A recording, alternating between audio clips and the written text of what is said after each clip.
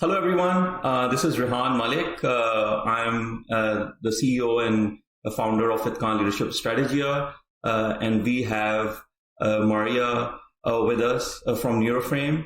We'll be discussing this personality assessment tool, like how it can help organizations, how it can help leadership, how it can help like different team members to pretty much move them based on their strength to specific initiatives. How it can transform how you run teams, how you think about leadership, how you think about the whole organization.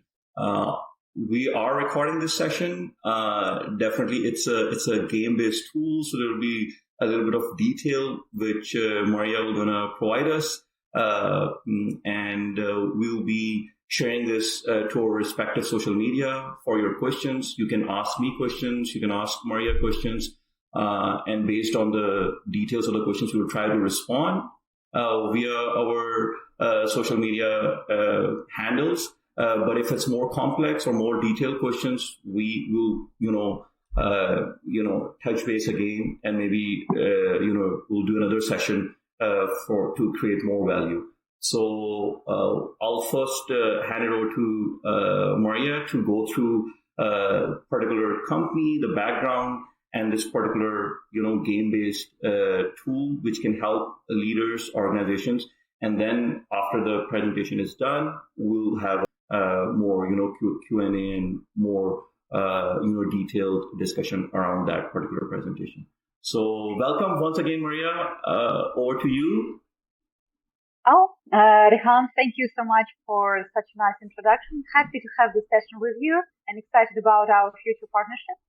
As you were totally correct by saying that we are representing NeuroFrame. I'm one of the co-founders. There are four of us, and I'm quite proud of the team that we have at this tool. And let me tell you a bit of story. I've been into corporate transformation for over 10 years, and the project I was doing would cover around 300,000 people or more. And I was working with those C-level guys. Usually they are quite seasoned, as they love to describe them on LinkedIn. What does it mean, seasoned? It means that the character is there, the nature and leadership style is there. Mm-hmm. And it asks from the shareholders were, well, we want those guys to change. We want those guys to improve. And how do we create such projects? And how do we create personalized programs for development of those guys? When we're dealing with well-established personalities, mostly those personalities are of the achiever type. So I've scanned through every possible personality assessment tool that could exist on planet Earth. Of course, interviews, tests, assessment centers, even sophisticated equipment. And of course, I was looking at game-based assessment tools as well. And we figured out that game is a perfect way to scan human personality because it doesn't contain a human-related bias. Also, we're not talking to a person.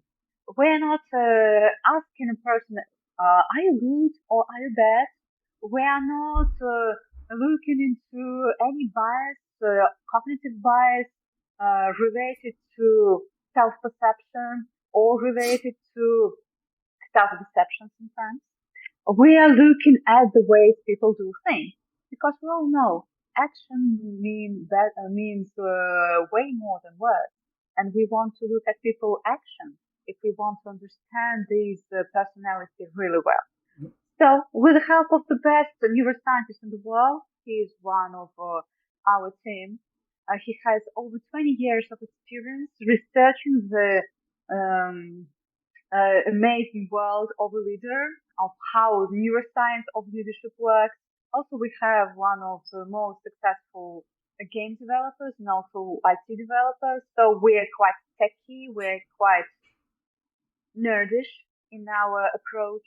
And we've developed a game that literally reads the human mind. And how does it do that?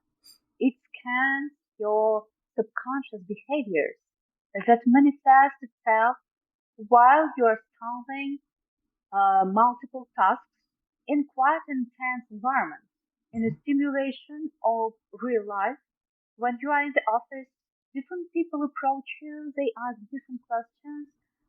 Not necessarily you have all the information you need to take the decision, and most leaders, they have like 30% of information they need normally, and they need to take decisions based on that shortage of information. So we pretty much imitate the work-related environment where leaders need to show their best qualities, to show their strengths.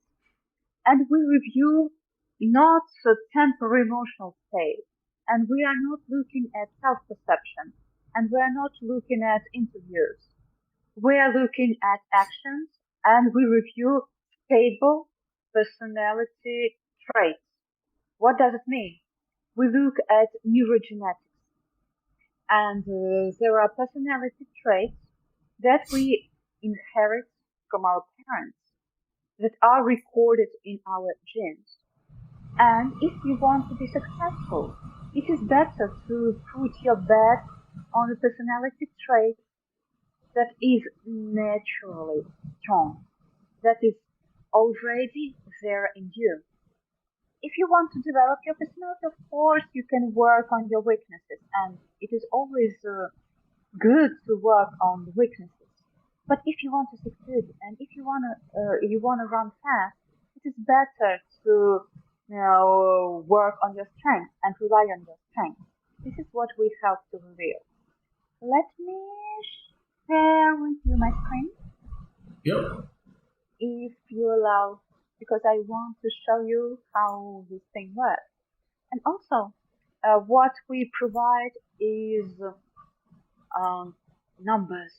We describe personalities in numbers, and our report is not 50, 100, 200 pages long. Yep. It is very short and actionable. I think you should have access here. You can press on. Okay. Let us look at a very short video.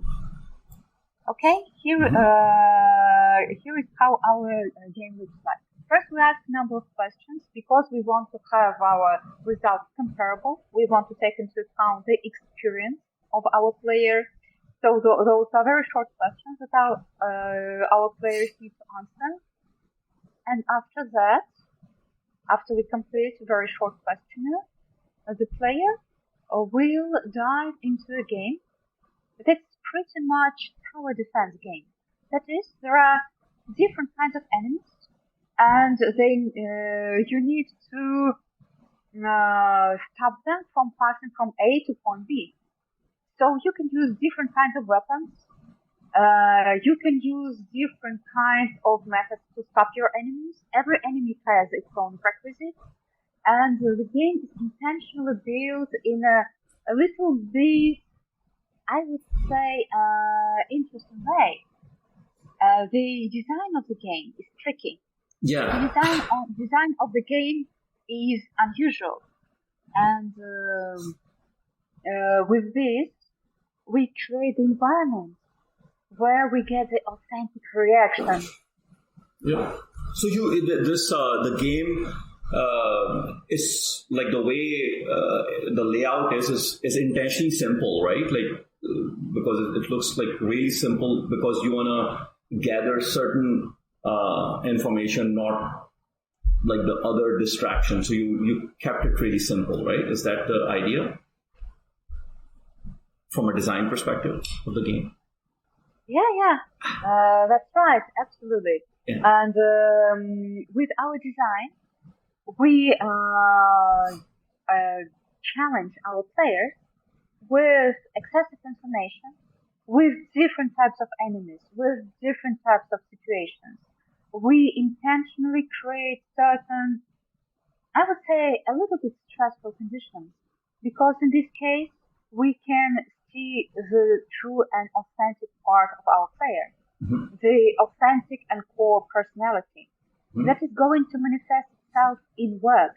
And let me show you the report.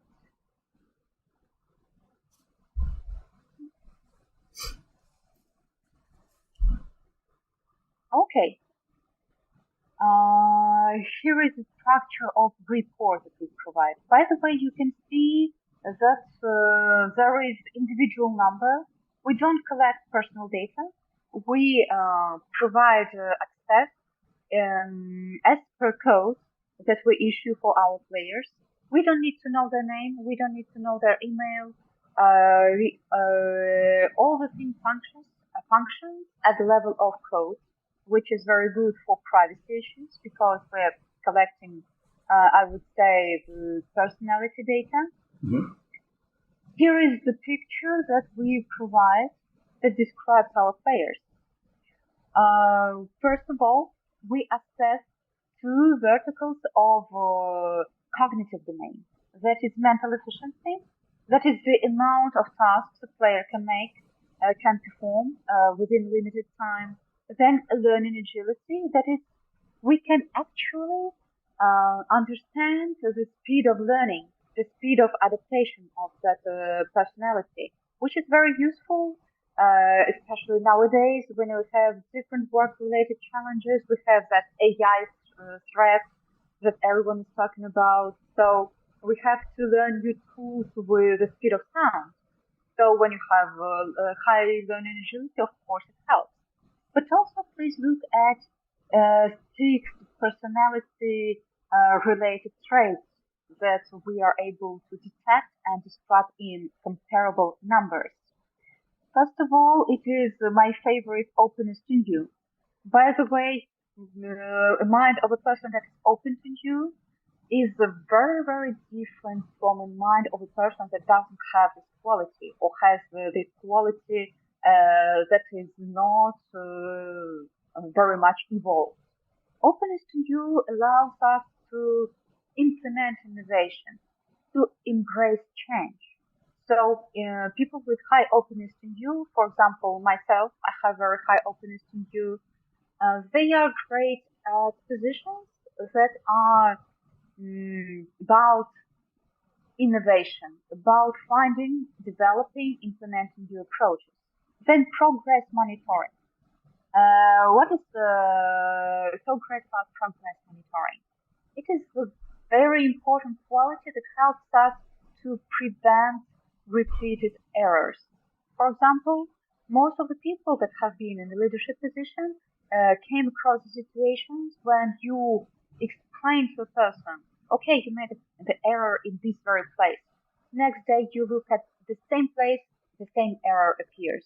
So progress monitoring is basically the quality that allows us to prevent repeated errors. Then risk appetite. Another my favorite thing.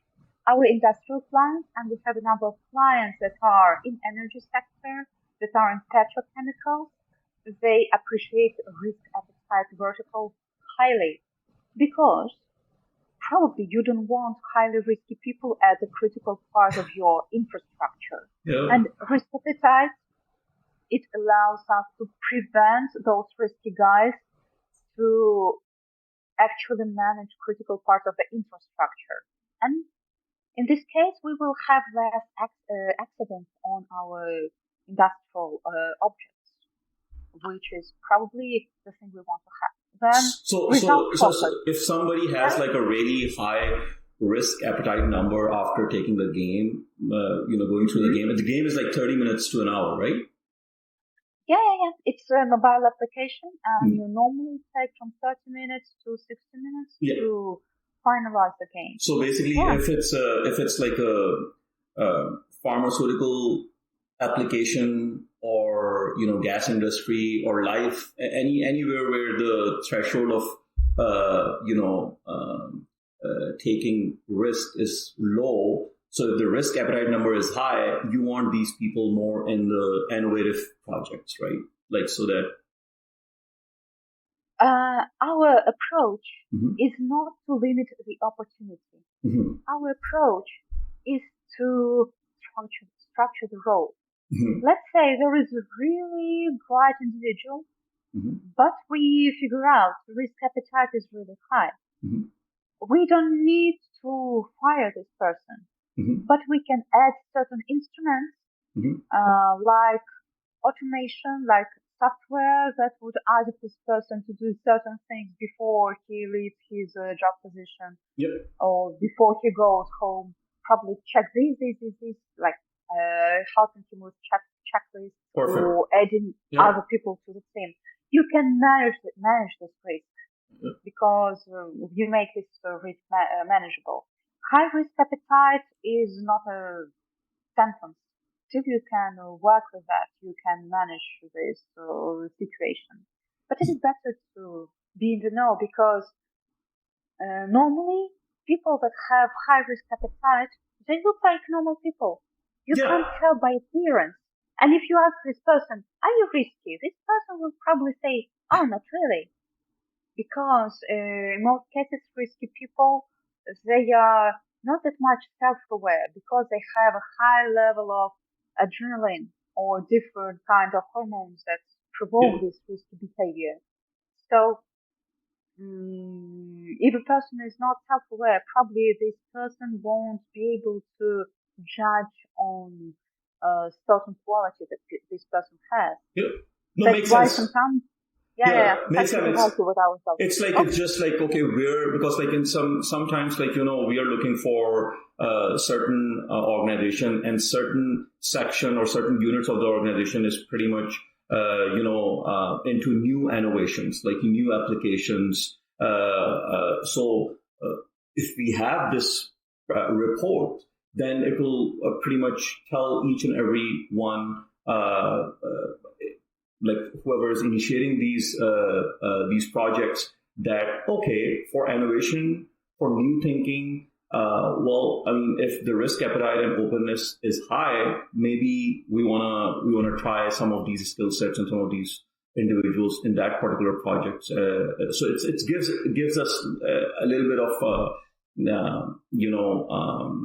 awareness of individuals and even ourselves, right?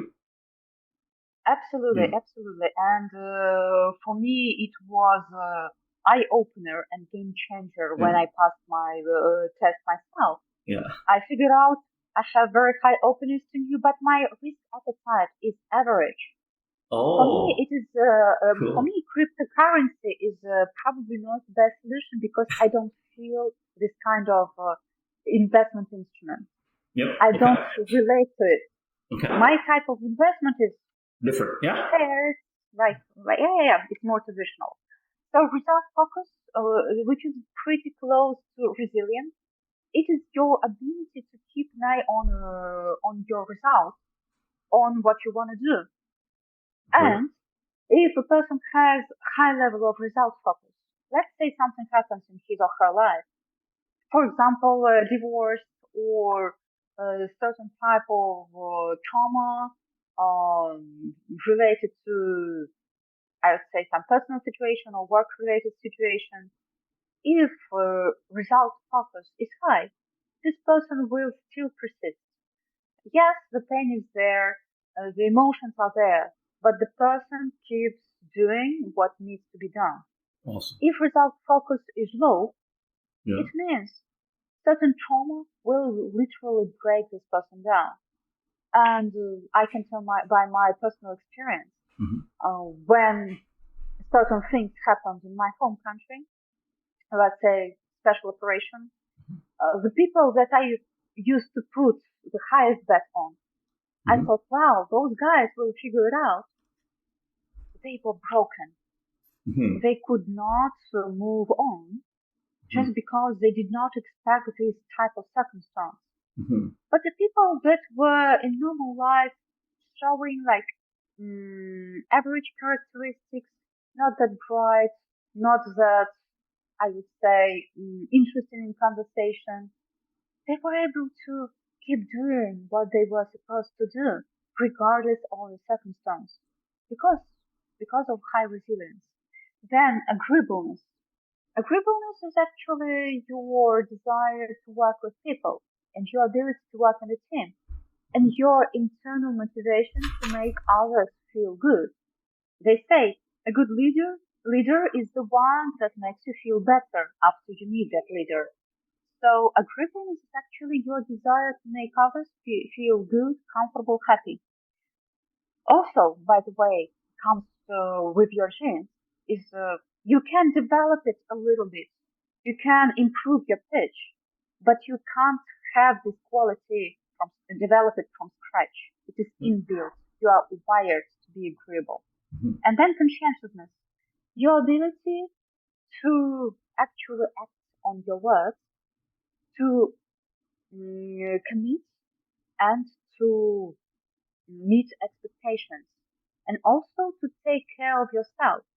For example, Big Pharma is interested in conscientiousness in terms of patient profiling, as well as insurance companies.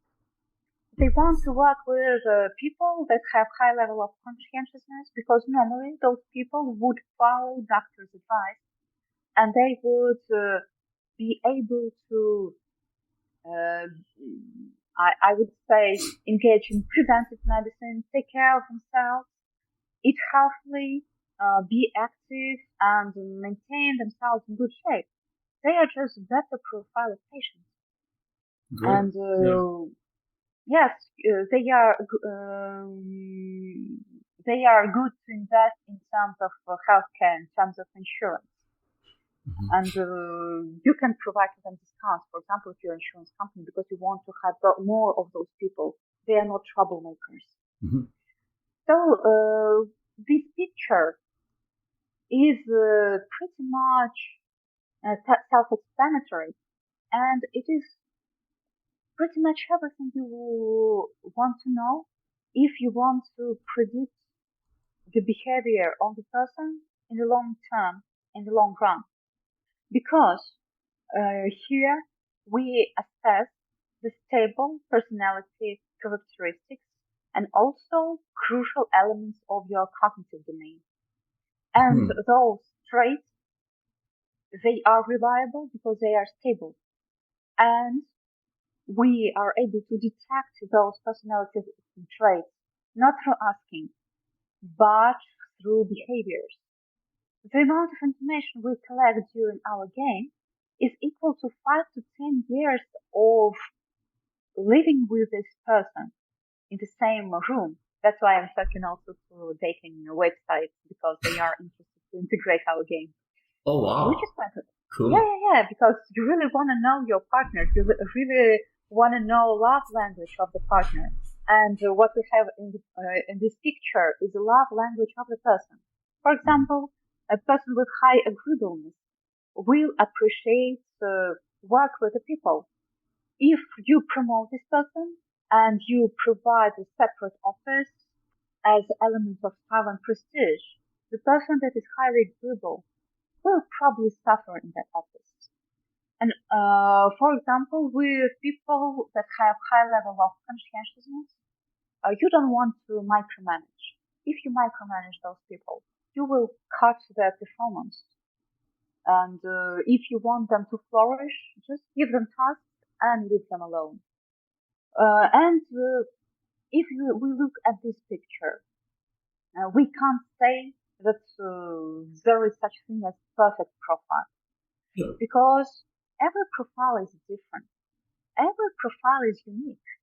And the world is moving towards everything precision, everything personalized, everything individual. And modern neuroscience does not support any idea of segmentation, any idea of being judgmental about certain groups of people. And I'm talking to a number of impact organizations, for example, female leadership organizations. And we have several thousands of people that have passed our tool already. And we're not seeing pretty much a difference between men and women. Of course, men have sometimes more experience playing games. But we adjust that by the questionnaire that I show to you in the video. And if we are talking about the adjusted results, pretty much the results are similar. Still, every person, regardless of race, regardless of gender, regardless of region, has his or her own individual strengths and weaknesses. And every path of every person is unique, and every person deserves a unique personalized role. And it is not a secret, and you know better than me, that the world is moving towards not job descriptions, but roles in organizations. Because very few organizations actually have very precise job descriptions. In the real world, you have to deal with real situations when sometimes you have to play different roles. You have to sometimes do extra things, run extra miles to benefit your organization. And the report that we provide helps you understand what is your personal extra mile, where you can apply yourself so that you would rely on your strengths, be happy at your role, and bring about the best part of you. Because very few people come to their workplaces with the idea of doing their job improperly, with the idea of failing. Everyone wants to have good results. So probably it is a good idea for the organization to really get to know the people that this organization is actually hiring. Because you know better than me again that replacement of people, especially if we're talking about key personnel, is deadly expensive. Also in terms of time, in terms of effort, in terms of costs, in terms of information, in terms of everything, and in terms of corporate culture as well. So probably it worth investing a little bit, and our game is not expensive. It starts from $100 per person, and it can go lower depending on the company size, depending on the type of the project. You just get to know the people really at a really deep level, passing all those layers and seeing the autopilot part of it. Because the picture you are seeing on your screens is actually the settings of the autopilot mode of every human being. This is good. It is the verticals that are going to work in the long run, regardless of emotions, regardless of situations, regardless of goals. Let's say if you're introducing this into an organization, like this should be top to bottom, not bottom up, right? Like because when the individuals see that the leadership and the leadership teams are serious about that, they're taking it as an exercise for the personality trait, and then it can move from top to bottom. And then it will be more, you can get more buy-in. That it's not like an HR exercise on certain level of an organization. It's coming from top, and I think it's pretty much a lot of succession planning can be based on that. I can see how it can introduce, like, definitely based on the different culture, different corporate environments. You can introduce that in the culture in a different way. But I mean, I can see it like everyone is starting it from the leadership, and out of these, 8 personality traits, definitely everyone will gonna get different numbers. So they don't have to show the numbers. They can just show one trait. They can show one trait in their signature, like email signature, while they're moving, and then my boss or this VP or AVP or director have already taken this test. Oh, this is the top trait.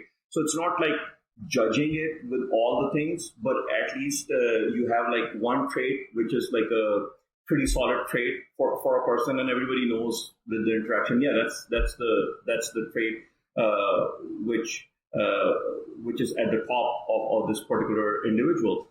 In a similar way, like it's a it's a data driven.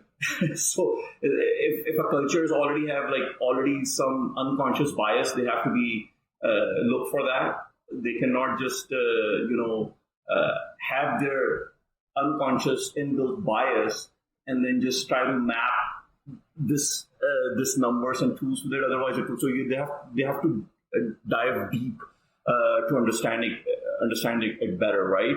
The way you mentioned, like different environment, there's already inbuilt bias, who to hire, how to hire, what's the culture. So this is like a tool. As long as you're willing to do the work internally on the HR level, on the senior leadership level, to implement it properly, then you're gonna get the basic or major benefit out of it.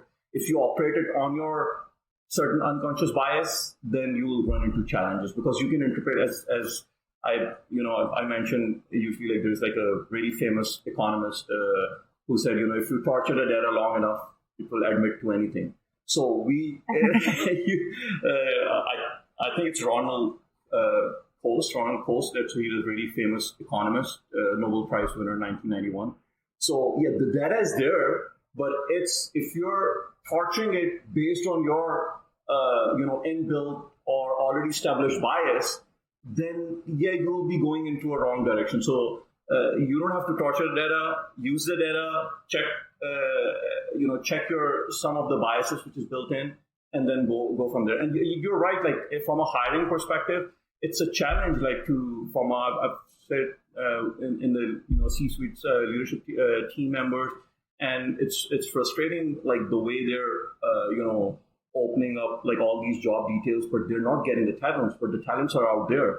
So it's like how you onboard individuals. This can also help in that they can actually, whatever they're looking for, they can get to that particular resource. But right now, I mean, it's like even the famous peoples are saying, like, even if you want to hire whatever the tool we use, we are not.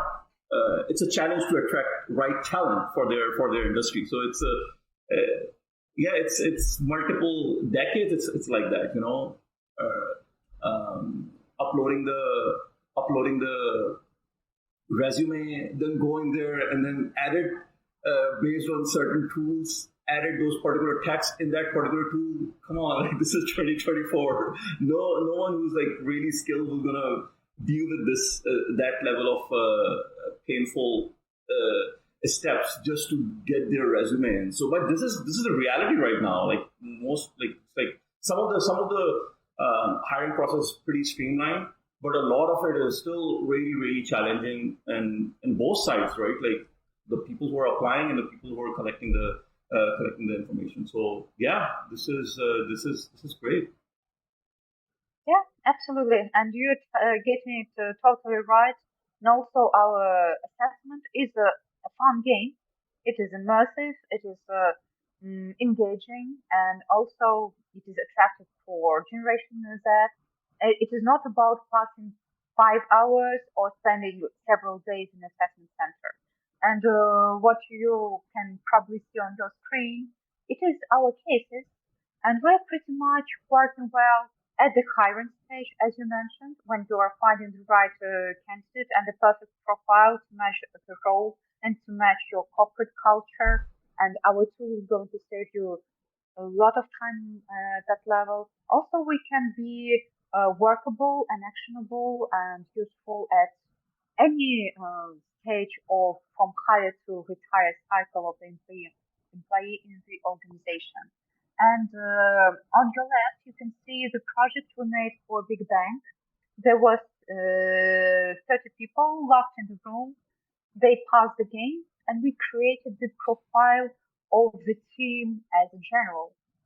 Because what we provide in our report is numbers, and numbers can be compared. You can calculate. You can use them for calculation, for formulas, and for calculating the average. So on your left, you can see the average personality of everyone that was in the room that day. That is, I would say, pretty guy. Not that risky, not that open to new, not that result oriented. So we told the client that okay, the profile is healthy for this type of organization, Awesome. but you could add certain openness to you by adding your people or maybe hiring a consultant. Yeah, so this will gonna, yeah, like, from a team perspective, this will gonna also gonna catch if somebody is hiring and giving an excuse that oh, it's a cultural fit. Well, if it's a cultural fit and you're only hiring same traits, then you just showing one kind of strength within your team. If it can be 20, 25, 50 member team, and so this can you know, tackle a lot of your already inbuilt cultural bias. It can find that out as well. So this is good. Like from a team perspective, you can also assess it, right? So yeah, we can do team assessment. We can assess all the human capital in the organization. One of our clients is being prepared for IPO, and they want to show to their investors the dashboard on all the people in the company. There are 40,000 people, and now they have a tool to actually showcase and show all the people that they have. And it is very useful in this respect. Our instrument is the only one on the planet Earth that allows to provide people analytics of this level and so precise, so accurate, and so science-based. You have like different approaches when a corporate or company has a really mature HR team. If they want to run with the app, you just provide them with the codes and they can run it with it. And if they want you to come in and provide those codes and do some analysis at top of it, you also provide that services as well, right? To go in there and do it with them and help them out, right? Absolutely, Khan. Our value is professionalism, and we tend to help different kinds of clients with different kinds of projects, as you mentioned. And you are totally correct by saying that some of our clients have strong HRBPs, usually people with strong people analytics background, people that are not only HRs in a general understanding of that, but also people that are keen on innovation, that are familiar with new approaches, that are actively using AI, and well, we're all forced. And in my case, actually, I'm loving the opportunity of using AI in my everyday work. So if a client has people in their HR team that have this knowledge and those tools, normally they just come to us and tell us, okay, guys, we're paying to you for 10,000 access codes and provide to us the code. We will distribute within our team and we will do whatever we want with the outcomes. And we're totally fine with that. We just provide the codes to them. Some clients, they want guidance because they don't have this expertise and this knowledge in their team, and they don't want to retain those kinds of people in the organization. And they turn to us also to as experts because, of course, we have our neuroscientist in the team, and he has this crazy, out of this world experience dealing with different kinds of leaders, different kinds of clients, industries. But our task is not to provide HR strategy consultancy or leadership consultancy. We're not going to compete with you. We better provide projects to you and involve you in such projects as the person that is going to implement the results, that is going to consult the client on how to act on the reports, on the new information that the client now has in hand. So, for example, we have clients that are small and that are just willing to develop the growth strategy.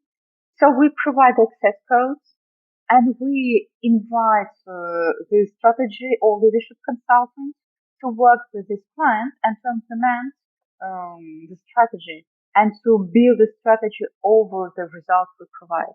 For example, one of our clients asked for personalized motivation, and we screened all the team. We figured out what are the personality traits that are prevailing in this organization, and we actually saved quite a number of thousands of US dollars per month by not spending on useless team building activities that appear to be irritating for the prevailing personality types in the organization. Sometimes, if you stop doing certain things and you stop spending certain amounts that are just not bringing the result, you are having immense improvements in the team. Just because you are now doing the right thing for this personality type. Some of our clients, they want to see the profile of the team. They want to see what kind of trait is prevailing in these type of departments. They want to compare personalities and the outcomes of the work of certain departments. So we can do different kinds of projects. We can screen the company, the human capital from different perspectives, depending on the requirements of the client or depending on the requirements of strategic consultants or leadership consultant that is turning to us. Because a lot of personal development coaches, a lot of leadership consultants, they come across a problem that they don't have numbers in hand, relevant numbers in hand to explain what is a path, what is a point A, and what is a point B. And if you talk to shareholders, well, those guys, they want numbers. They don't want, and they get so irritated about judgments, about assumptions, about, well, I think if we have this strategic game once per month, we will make the team feel better. How better? Yeah. How to explain your results to the client in numbers. Here we are a tool for you.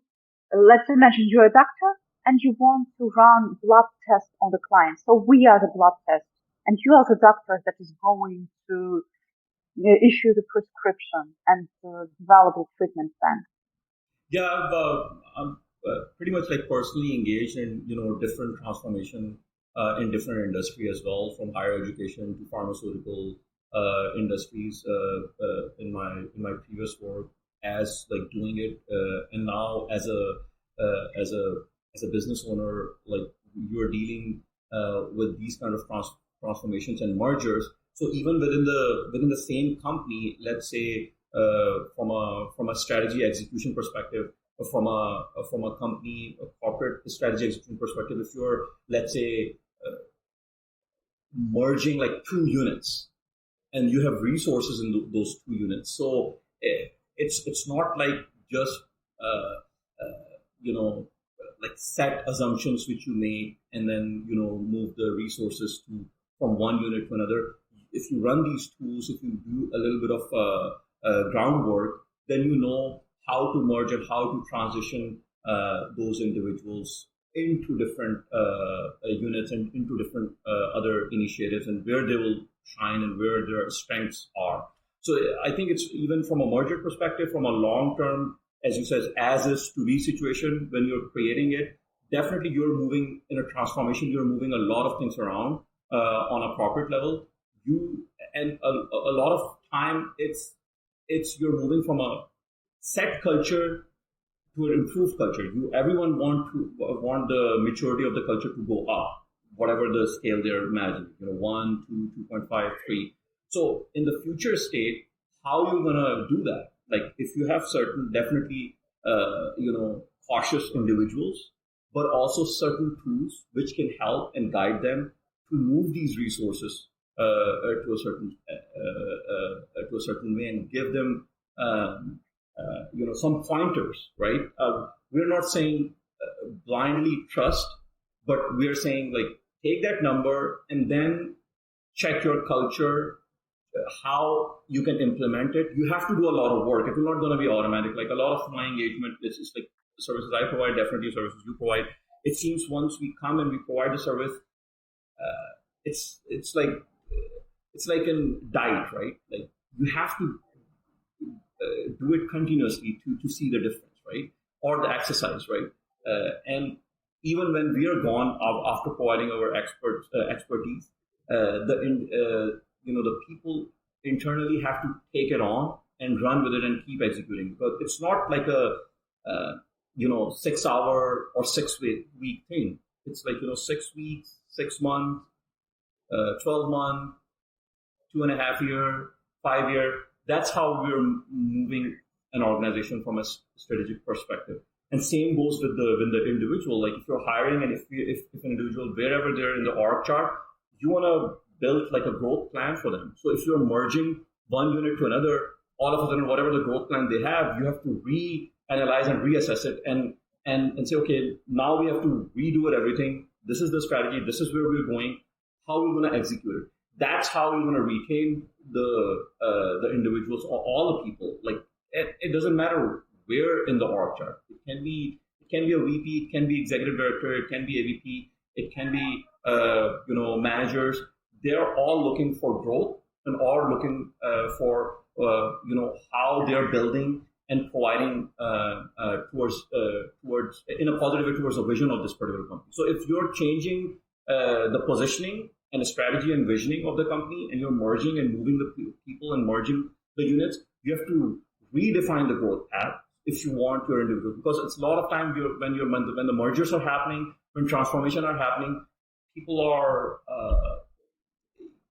it's a risky exercise because you're going to lose a lot of resources. So from an organizational perspective, it's a really risky exercise.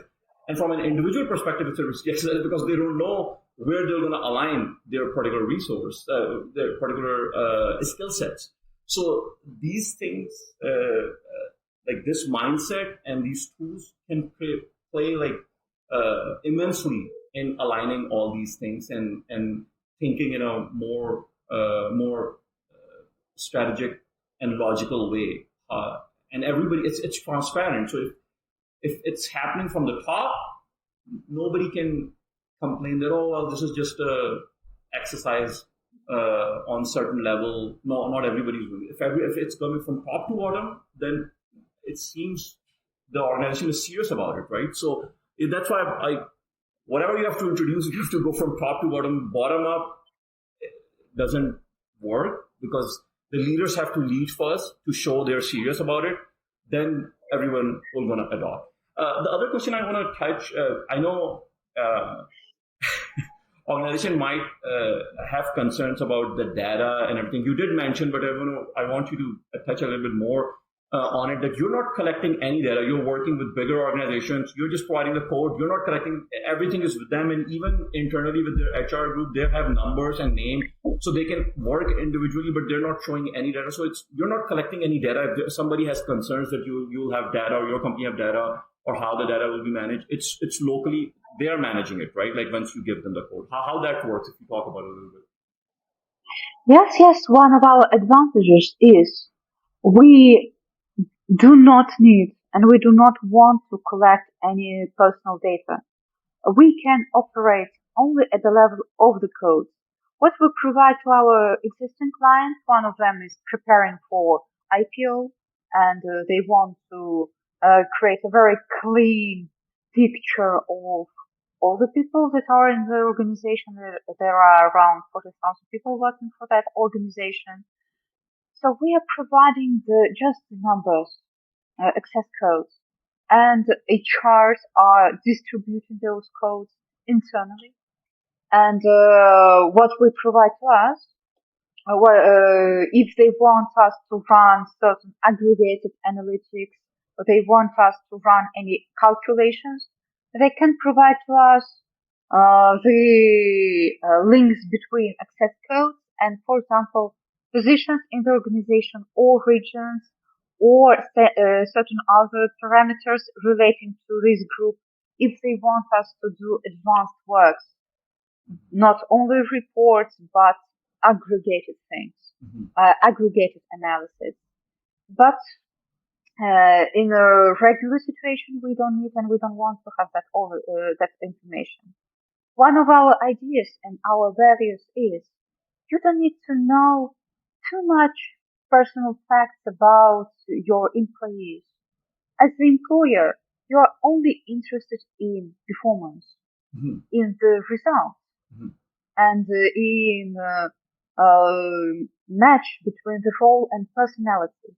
You probably don't want to know if your CTO has a wife and a lover, or probably you don't want to know what is the name of the dog of your administrative assistant. But probably you want to know the mental efficiency of the first guy and the conscientiousness of the second person. Because those qualities, they have a direct connection with the performance related to the role of that person. So we limit the amount of information you have to collect about your employee as the employer that is cautious about structuring the role, structuring the performance. No need in oversharing. No need to collect too much information anymore. And it is easier for both sides because for the employer, no need in extra effort.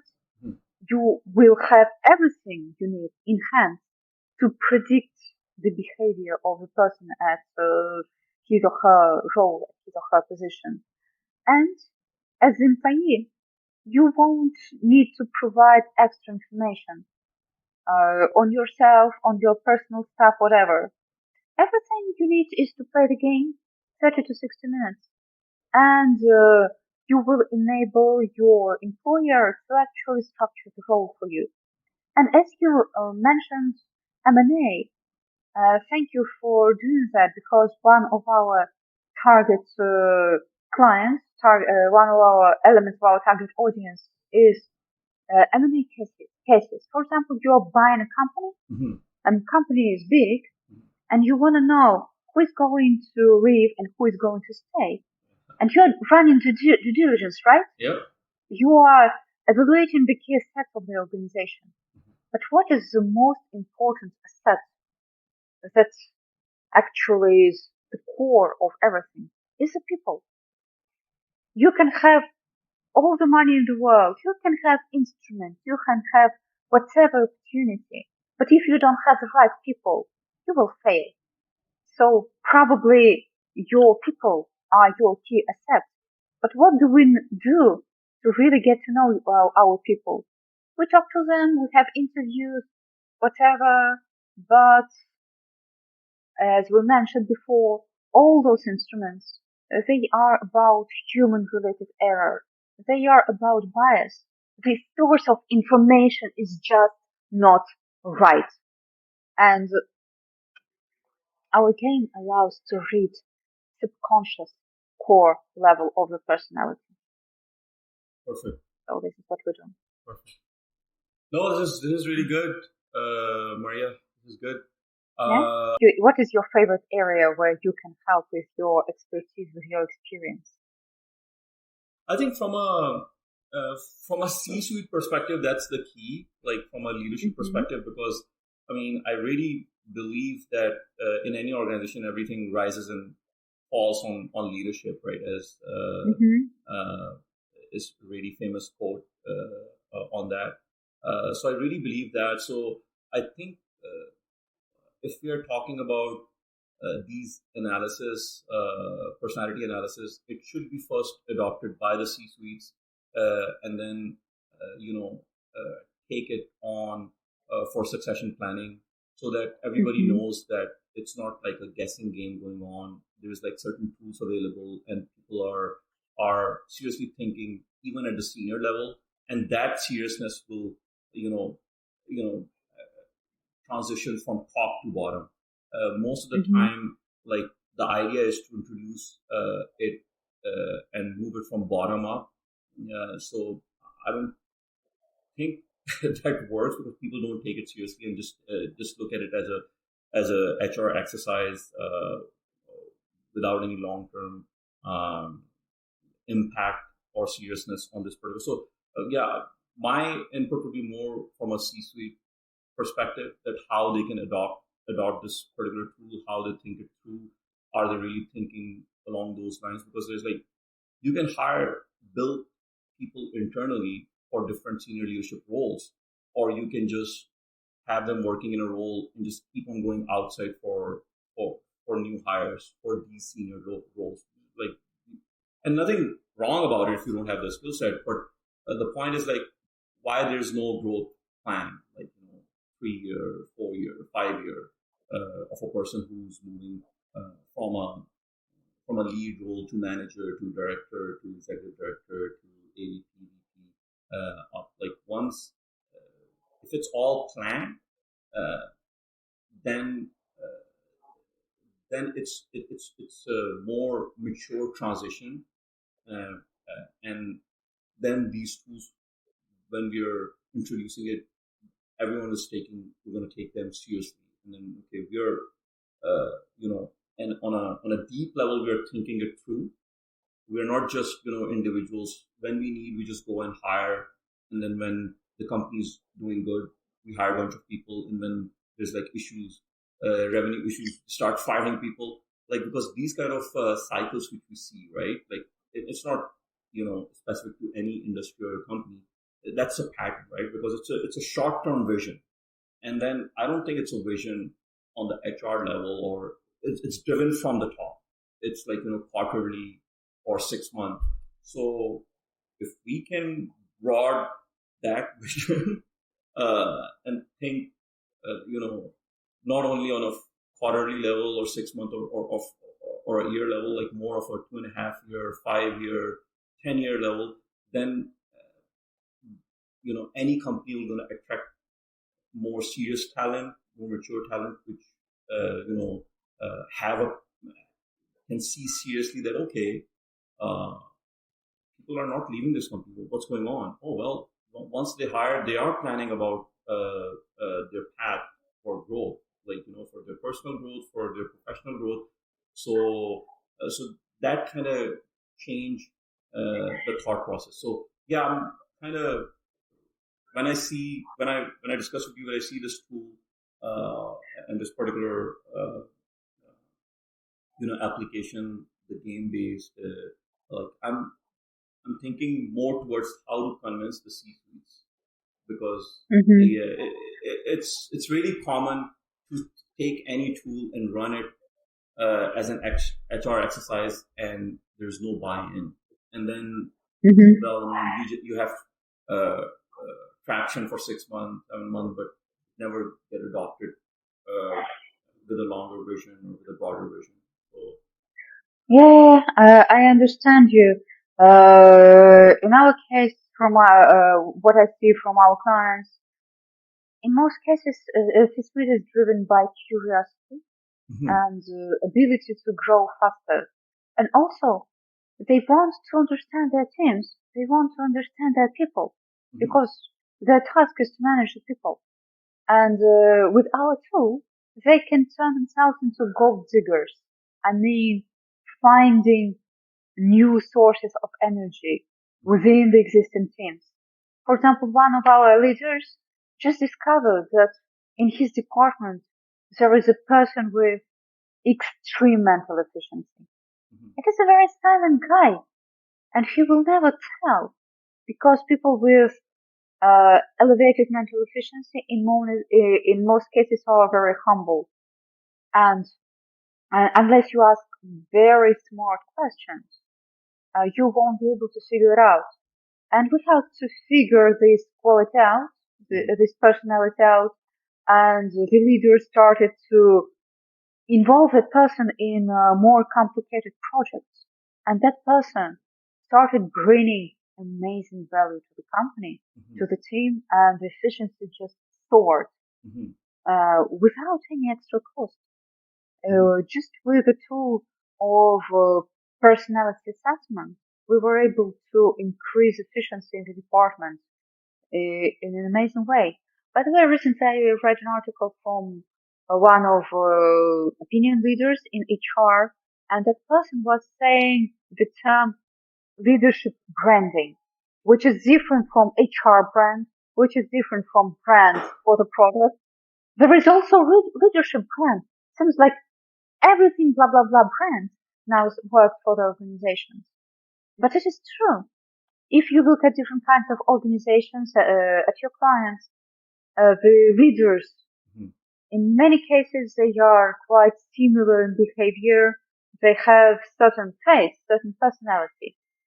So if you are building leadership brand, it is helpful, in my opinion, to be very, very well aware of the elements of that leadership branding. And I believe this is where you can help.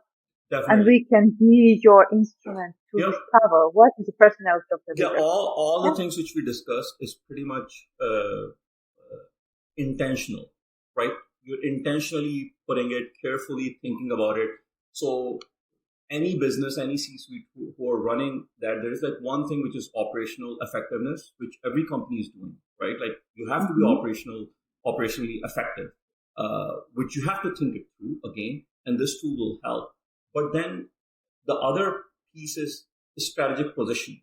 These are two different things. Like if we merge that, it's a problem, right? There's like a Harvard professor, Michael Porter, said that he wrote a book once, and he at that time he didn't define it separately. And then once he started having these discussions with different companies, then he's like, well, they keep telling me all the things related to operational effectiveness, which is great.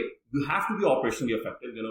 Everybody's using this particular technology. You have to be, in order to execute, you need this level of sophistication in the technology. These are all operational effectiveness. Every company is doing it, whoever you're competing from a strategic. But what are you doing different, which is strategic position and strategic effectiveness? So I see like this particular tool helping in both individuals with their strength, putting them in the right position from an operational effectiveness, also a strategic positioning or strategic activities. And the second one, strategic effectiveness or a strategic positioning, is more intentional. You have to think more deeper, which is pretty much unique to your company, and that's a differentiating factor, because operational, everybody is doing it, right? What are you doing differently? What are the talent and resources you are picking up to make your company position in a better way, in a unique way, from a long-term strategy perspective? So as long as the leaders are thinking along those lines, there'll be more detailed discussion using this tool. And it's one tool, but there's like a lot of internal discussions which they have to have in order to do to change their approach, in order to make them more operationally effective, but also position them in a unique way from a strategic perspective. So as you asked, like where I can help, like these are certain things which are driven from the top. So unless there's a clear understanding from the top of these definitions, from these key pieces, when you're executing your company, you're not gonna get traction. So yeah, I can really help along those lines to understand these things and how you can use these tools. It's not just a Friday evening exercise of 1 hour, or like people can think and take it in a different way. So if it's taken in an intentional way from the top to bottom, then it has a different impact, right? And you said that you have to take it once and it will going to give you the profile. But if you have like more hires later, if you're hiring like bigger units, like 40 or 400 people, then you might have to run this again on those individuals to understand what's the cultural compatibility going on, and where are the gaps and what you have to do, right? Absolutely. Yep. Yeah. And you are getting it totally right. As we look at stable personality traits, the advantage of our game is you don't have to take it and retake it and retake it. As the game lasts from 30 to 60 minutes, which is, I would say, substantial time, we are doing the necessary amount of test and retest iterations to be more than 95% sure that we are getting the right result and that the description we provide, the report we provide is accurate, correct, and useful, and it is a tool to predict the behavior of this person in the future. So, yeah. Perfect. Can't agree more. Yeah, this is good. So, Maria, I think we should wrap it up. And as I said in the start of this video, we're going to have this video available through our different social media platforms. And then once it's out, people can watch it. And if they have further questions, they can contact me, contact you, Maria, and we can respond to their questions. We can... Will be lovely. Yeah. Or we can, if they want like really detailed question, we can do a combined session to answer some of those questions and some of those concerns. And what else? Are we missing anything, or have we covered everything? Seems like at this point we discussed pretty much everything. Mm-hmm. To wrap it up, I would say NeuroFrame is a game-changing invention in terms of personality traits, personality assessment, in terms of personality due diligence, because we have know your client procedures, we have compliance in terms of documents, and now we have a perfect tool to do know your people screening. So we believe we've developed finally the tool for precise and accurate enabling a company to really know the people. So yeah, this is what we do. Perfect. And I think you did mention that you're going to provide like 4 IDs for this to run it. Right? Actually, yes. As Christmas time is coming, and of course we are also into that festive mode. So we are ready to provide 4 access codes for the people that are most active, that show the most interest in our instrument. We will be happy to. Yeah.